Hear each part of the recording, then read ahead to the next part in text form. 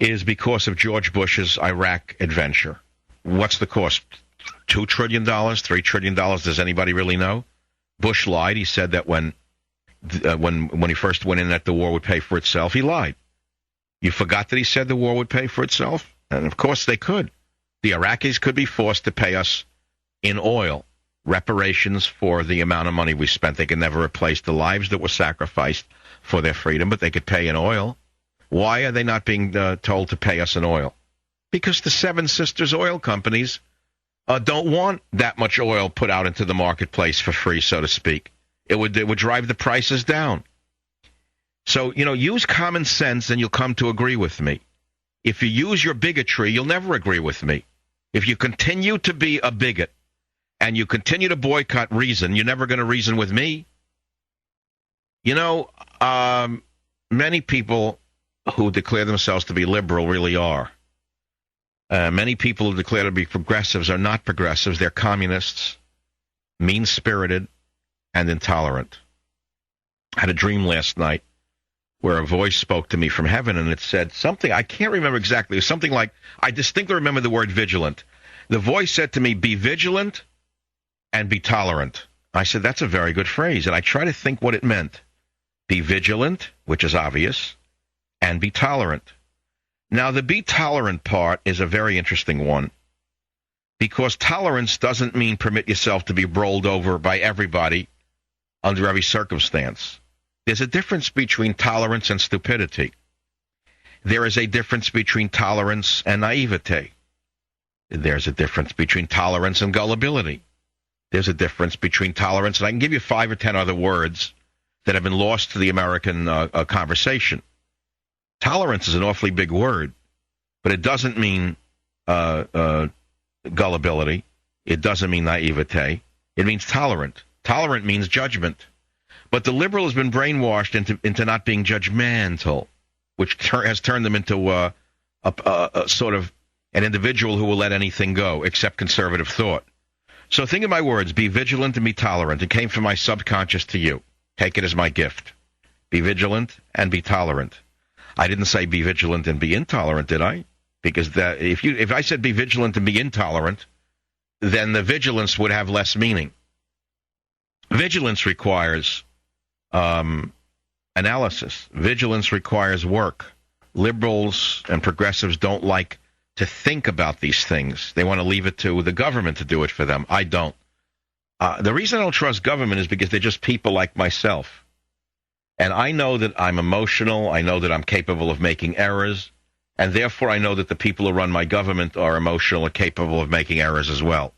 The difference is that their errors can cause grave damage both to the nation and to the world. And right now, they're making one grave error after another. They're emotional. They're swinging all over the map. And so they're pushing socialized medicine. The people have pushed back. And that explains, by the way, where the anti-war protesters are.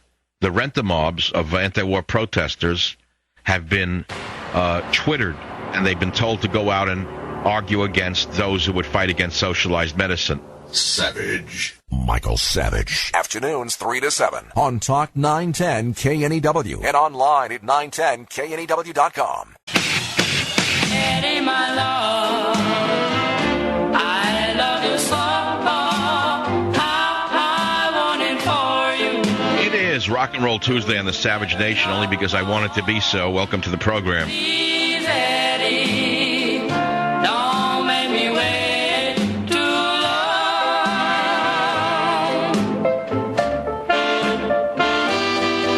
If you can walk with kings and never lose the common touch, then you will be a man, my son. So for an hour, we've been talking about why are we in Afghanistan. I think we've had a vigorous discussion. I mean, in this hour, I'll continue that if you'd like, because we have a caller coming up who's been there 3 times as a military man, and he says we should be there. I can't wait to hear from him. But I want to introduce a new topic in this hour. Here in the land of the trivial, San Francisco, the local newspaper has a feature front page story entitled Miss Cougar Accepts Prize in Palo Alto.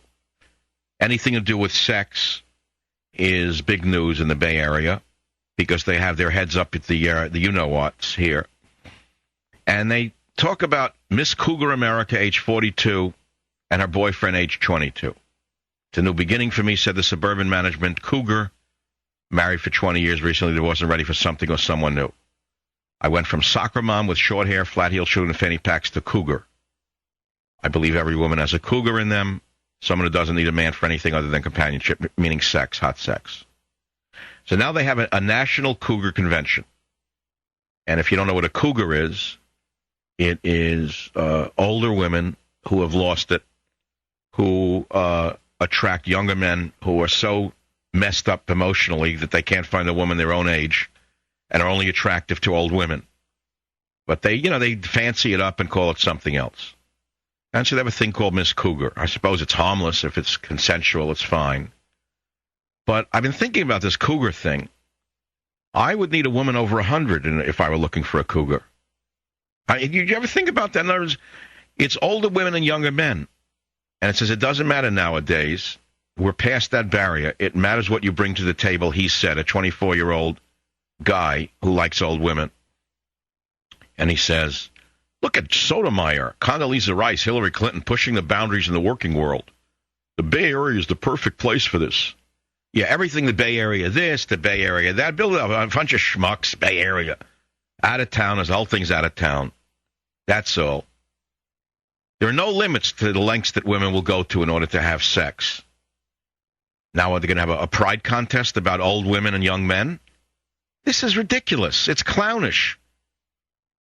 You know, why call them cougars? Just say they're old ladies who get young men. What cougar? It's unbelievable to me, the country that we're living in. Don't call me on it, but I was just thinking about how absurd it is. Older women, younger men. So I need a woman over 100 if I wanted to find a cougar. Are women that old still looking for... I'm not looking, I'm saying, but do they still look for guys at 90? I don't even know anymore what's going on. Miss Cougar. Who came up with that idea of a cougar? What else is out there? Cheney says politics behind CIA probe. No kidding. No kidding.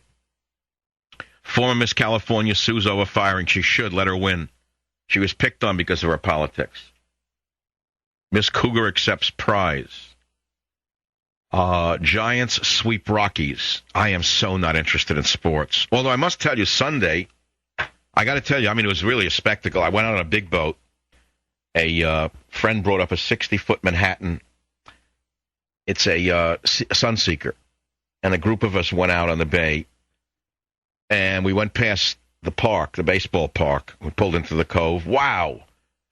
I don't know. I didn't even know there was a game going on, but to see every seat filled, it was really a spectacle, like a Roman arena. I mean, it was exciting in a way, watching it from the boat, knowing I could leave any second.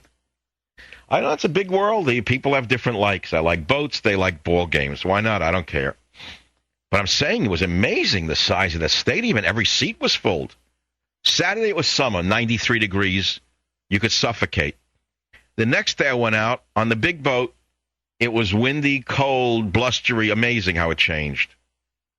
Dogs were fine. They were out for hours without having to make. I tried to take one of them out on the poop deck, but they didn't know what a poop deck was because they're not people, they're dogs. Oh, here I am in San Francisco watching a beautiful white ocean liner leave Fisherman's Wharf, heading out underneath the Golden Gate Bridge with 1,000 drunken adults. 1,000 drunks on the boat. They start drinking a day before, and they don't stop drinking until the day after. Look, it's legal. Who are they bothering? Why are so many people falling off cruise ships now, I wonder? It's like a latest thing. Every trip, someone falls off and disappears. I wonder if that's got anything to do with the drugs, the Prozac and whatever. Well, who knows what it is? All right, it's a different world. It's a different world. It's a changing world. The sea is the sea. Who was it who said that the sea was my Harvard and my Yale? Whoever gets that right wins a free copy of Banned in Britain. That's an easy one. Come on. I have the most literate audience in talk radio. Who was it who wrote, and in which book did he write, the sea was my Harvard and my Yale? Because that is such a classically true line. It is so great, meaning he didn't go to Harvard or Yale, but he was a merchant, he was a seaman. I'm not going to tell you what period it was in. You have to tell me who wrote it, what book he wrote it in, and approximately in what time period he lived. Okay? Or if you want to talk about Afghanistan, why we should be there or not be there, I believe we should not be there because as a civilian, I don't know why we're there. Let me put it to you that way. I don't have a bias in this. I just don't like seeing beautiful young men getting killed for nothing. Let me put it to you that way. I'm a sentimental guy, and I see guys getting killed. I see some of the best Americans coming back in body bags or crippled for life, and I don't know why they died or got maimed. What for?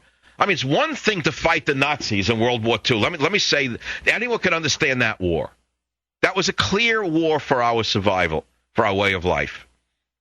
We would have been enslaved. Many of us would have been killed. Our parents, we wouldn't be here, many of us, had Hitler won, okay? So you understand why they fought. And even if it was unclear to them, and even though most of the men didn't want to be there as well, and they didn't, make no mistake about it, the greatest generation didn't go out there and say, I want to die for America. Some did, but most didn't.